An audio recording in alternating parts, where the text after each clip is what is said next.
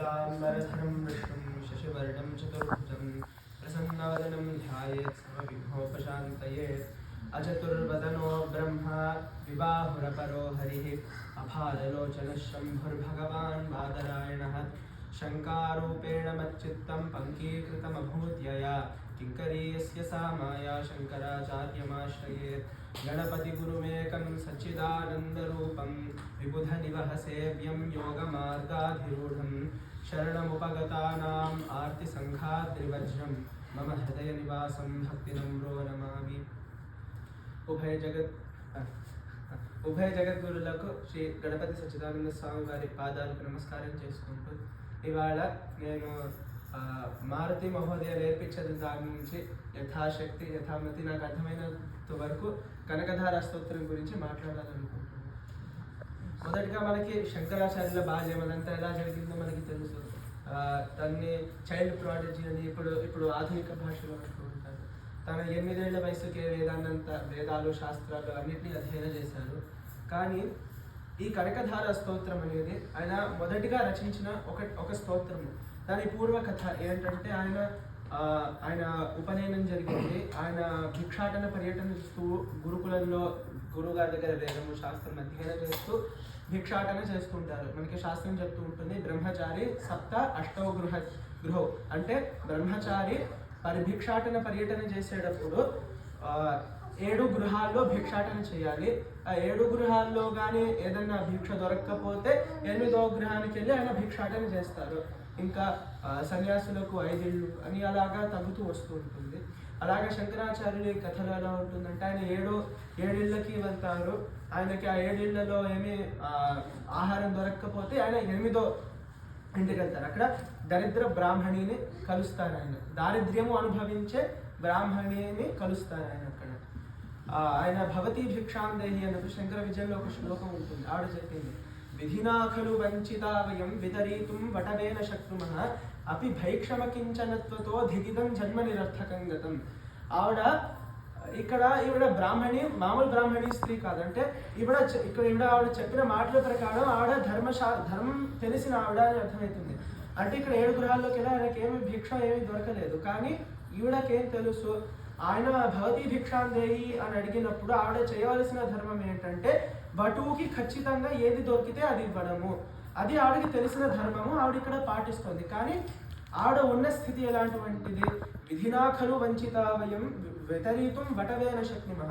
మాకు బ్రహ్మ మాకు ఇలా మా తలరాతి ఇలా ఉన్నది, మేము దారిద్ర్యము అనుభవిస్తూ ఉన్నాము, ఏమీ సంపద మా దగ్గర లేదు, ఈ జన్మ దిగిదం, ఈ జన్మ అసలు అనవసరమైనది, అసలు ఎందుకు ఈ జన్మ అని ఆవిడ బాధపడుతుంది. దిగిదం జన్మ నిరర్థకం గతం.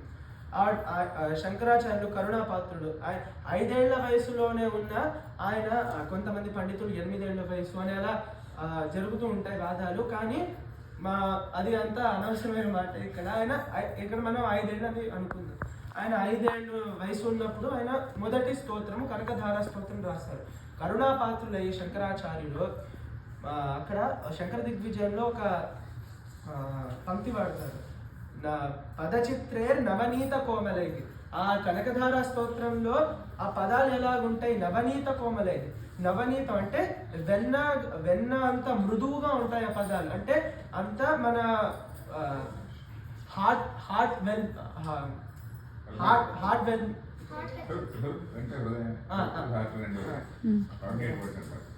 అంటే చాలా మృదువుగా ఉండే పదాలు వాడి ఆవిడ్ని సంతోషింపజేయాలి అనే భావంతో ఆవిడ్ని సంతోషింపజేయాలనే భావనతో ఆయన అక్కడ స్తోత్రము చేస్తారు. అక్కడ మొదటి పద్యము మొదటి శ్లోకము రచించినప్పుడు పెద్దలు అంటూ ఉంటారు, లక్ష్మీమాతనే స్వయంగా ఆయన మనసులోకి ప్రవేశించి అంటుందంట, ఈవిడ పూర్వజన్మ, నువ్వు ఎందుకు ఇలా చేస్తున్నావు నాకు అర్థం కావట్లేదు, ఈవిడ పూర్వజన్మలో చాలా ధనవంతురాలు ఈవిడ, కానీ ఎంత ధనం ఉన్నా గాను ఆవిడ దానం ఎప్పుడూ చేయలేదు. ఆ దానము ఈ పూర్వజన్మలో ఆవిడ ఈ దానము చేయడం వంటి పాపం ఏదైతే ఉందో ఆవిడ ఈ జన్మలో అనుభవిస్తుంది. మనకి శాస్త్రం వేదం అన్నీ కూడా చెప్తాయి. మనం పూర్వజన్మలో చేసే పాపం అప్పుడన్నా అనుభవించవచ్చు, లేకపోతే వచ్చే జన్మలో అన్నా అనుభవించవచ్చు అని మనకి చెప్తూ ఉంటాయి. అలాగా ఆవిడ పూర్వజన్మలో దానం చేయని పాపం ఏదైతే ఉందో ఆవిడ ఈ జన్మలో అనుభవిస్తోంది. అని ఆయన మొదటి శ్లోకం రచించిన తర్వాతే చెప్తారు. కానీ శంకరులు ఆయన పదచిత్రే నవనీత కోమలై మధురై ఉపతస్థిమాంస్తవై ద్విజ దారిద్ర్య దశాన్ని నివృత్తయే, ఆ బ్రాహ్మణి స్త్రీ యొక్క దారిద్ర్యాన్ని తీసేయడం కోసము ఆయన ఇంకా మధురై వాక్యై తాం తోషితుం సహ స్తోత్రం కృతవాన్. ఆవిడ్ని ఆనందింప చెయ్యాలని ఆయన పద్యాలు రాశారు. అక్కడ వస్తున్న కొద్దీ అమునా వచనేన తోషిత కమలా తద్భవనం సమంతత, ఆవిడ లక్ష్మీదేవి అది విని ఆయన రాసిన స్తోత్రం విని ఆవిడ చాలా సంతోషం పొంది కనకామలక వృష్టి అక్కడ జరిగింది.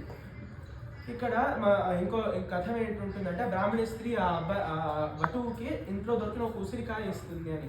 ఇక్కడ కనకామలక వృష్టి కనకామలకాలే ఎందుకు పడ్డాయి అని ఇక్కడ ప్రశ్న మనకి రావాల్సినది. ఆమలక అంటే మనం రెండు విధాలుగా అర్థం తీసుకోవచ్చు ఇక్కడ ఈ శ్లోకంలో పురస్సరంగా. ఆమలక అంటే మలాన్ని అపకర్షణ చేసేది ఆమలక. ఈ మలం ఏంటి? ఆవిడ అనుభవించే దారిద్ర్యం. మనకి మామూలుగా అవిద్య అనేది గొప్పదైనటువంటి దారిద్ర్యం అంటారు, కానీ ఇక్కడ అలా లేదు. ఆవిడ ధర్మశాస్త్రం తెలిసినటువంటిది, ఆవిడ వటువుకి ఎప్పుడు దానం చేయాలి అని తెలిసినటువంటి జ్ఞానం కలిగి ఉన్నది. అందుకని ఇక్కడ మలం ఏంటి? ఆవిడ దానం చేయకపోవడము ఆవిడ అనుభవించే మలము. తస్య మలస్య అపకర్షణం కృతవాన్ ఆమలక వృష్టిరను. అందుకని ఆ మలాన్ని అపకర్షించాడు కాబట్టి ఆమలక వృష్టి. అది ఒకవైపుగా అర్థం చూడొచ్చు. ఇంకోటి ఆమలక వృష్టి ఎందుకు పడిందంటే ఆ వటువుకి ఆవిడ ఆమలకమే దానం ఇచ్చింది కాబట్టి అక్కడ ఆమలక వృష్టి జరిగింది అని ఇంకో అర్థ పురస్సరంగా మనం తీసుకోవచ్చు. అలాగా కనకధార స్తోత్రంకి వచ్చేసరికి మొదటి కొన్ని శ్లోకాలు అమ్మవారి యొక్క కంటి చూపు యొక్క మహిమ గురించి మాట్లాడుతూ ఉంటుంది. అయిన కొద్దిగా భాగాలుగా ఉంటుంది. తర్వాత అమ్మవారి కనుచూపుల తర్వాత అమ్మవారిని స్తుతించడం, శుద్ధే నమోస్తు శుభకర్మ ఫలప్రసూతే, అమ్మవారి గీర్ దేవత అయితే గరుడధ్వజ సుందరి అయితే ఆవిడ పేర్లని చెప్పి ఆవిడ నమస్కారం చేయడము, సంపత్కాయ సకలేంద్రియ ఆవిడకి నమస్కారం చేసుకొని వచ్చే మహిమ, ఎటువంటివి మన కనకధార స్తోత్రంలో మనం చూస్తూ ఉంటాము. కానీ మొదటి శ్లోకంలో నేను మొదటి శ్లోకం చెప్పాలని ఎంచుకున్నాను కదా. మొదటి శ్లోకంలో ఆవిడ అపాంగ అంటే కను చివరి చూపు, అంటే ఇలా పక్కకి ఇలా చూడడం దాన్ని అపాంగం అంటారు. ఆ అపాంగం యొక్క మహిమ, ఆ అపాంగము ఎటువంటిది అని ఈ మొదటి శ్లోకంలో మనకు తెలుస్తుంది. క్రీగంటి చూపు. అంగం హరే పులక భూషణమాశ్రయంతి భృంగాంగనేవ ముకులాభరణం తమాలం అంగీకృతాఖిల విభూతిరమాంగలీలా మాంగళ్యదా అస్తు మమ మంగళదేవతాయాః. ఈ శ్లోకం ఎందుకు రచించారు అని మనం మొత్తం సారాంశం తీసుకుంటే మమ మాంగళ్యదా అస్తు అంటే నాకు మాంగళ్యము ఇచ్చే ఒక దేవత అవుగాక. ఎవరిస్తున్నారు ఇక్కడ? మాంగళ్యదా అస్తు కా తస్మై బాలకాయ మాంగళ్యం దదాతి ఇది అత్ర ప్రశ్న. ఎవరిస్తున్నారు? అపాంగలీల దదాతి మాంగళ్యం. అపాంగ అంటే ఇప్పుడు మనం చెప్పుకున్నాం కదా, అంటే క్రీగంటి చూపు. ఆ క్రీగంటి చూపు యొక్క లీల ఏదైతే ఉందో అది మాంగళ్యదా అస్తి. ఆ క్రీగంటి చూపు ఎవరిది? మంగళ దేవతాయాః అపాంగలీల. ఆ మంగళ దేవత ఎవరైతే ఉన్నారో, మంగళ దేవత అంటే ఇక్కడ మాంగళ్యం ఇచ్చే దేవత అవుగాక అని మనం ప్రార్థిస్తున్నాం కాబట్టి ఇక్కడ లక్ష్మీదేవి మంగళ దేవత అంటున్నాము.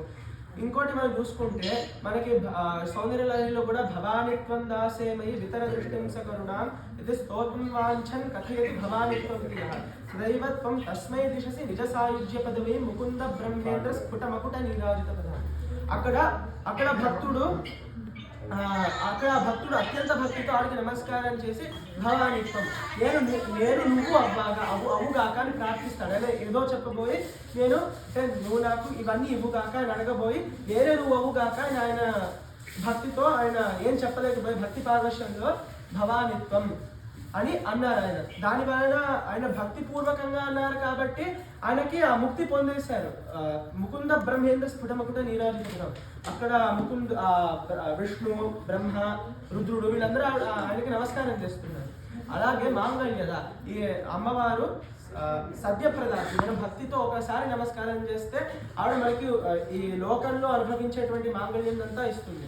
అక్కడ వచ్చే శ్లోకంలో ఉంటుంది, సంపత్కరాని సకలేంద్రియ నందనాని సామ్రాజ్యదాన విభవాని సర్వరుహాక్షి తద్బంధనాన్ని. నీకు నమస్కారము చేస్తే చాలా దాని మహిమ దేనితో పోల్చలేదు. అలాగా మాంగళ్య దేవత, అందుకని ఆడికి నమస్కారం చేస్తాడు, సద్యఫలం ఇస్తుంది కాబట్టి ఆడ మాంగళ్య దేవత. సా మాంగళ్య దేవతాయా అపాంగలీల మాంగళ్యద భవతు. ఇక్కడ మన శ్లోకంలో శ్లోకం యొక్క సారాంశం. ఇక్కడ అపాంగలీల, సరే అపాంగలీల ఉంది. అపాంగలీల ఏం చేస్తుంది? కిం కుర్వతి అస్తి ఆశ్రయంతి. ఆశ్రయంతి అంటే ఆంగ్ల భాషలో షెల్టర్.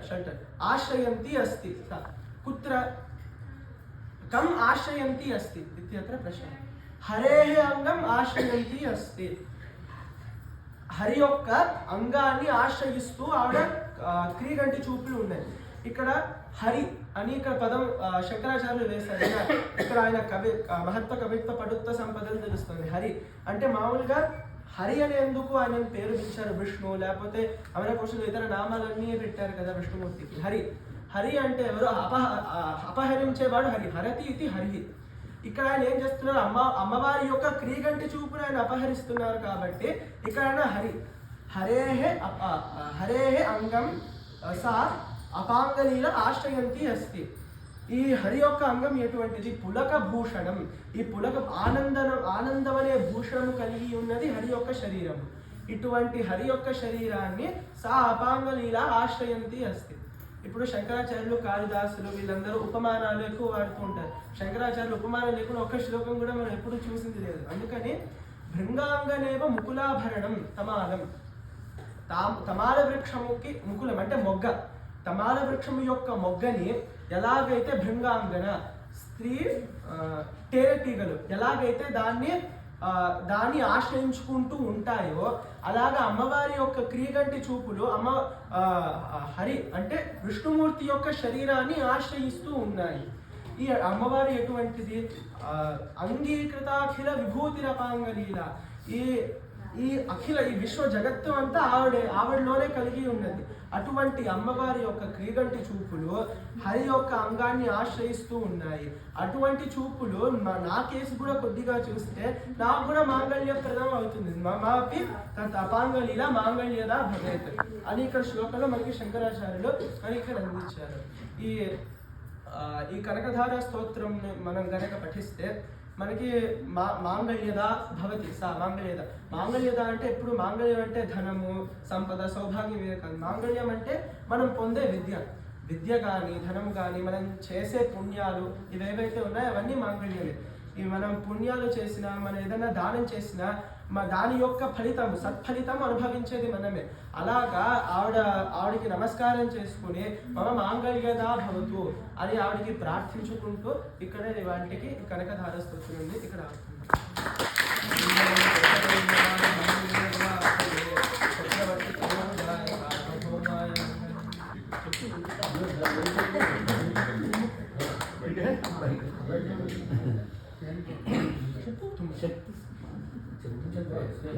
చెప్పట్లేదు, నీకు నువ్వే చెప్పు.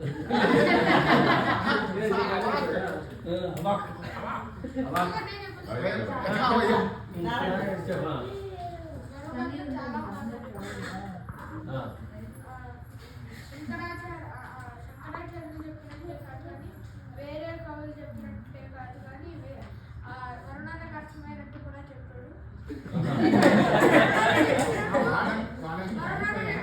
విశ్వామిత్రుడు లోకంలాగా వరుణాన్ని తీసుకుని లోకంలో అందరూ వెళ్ళి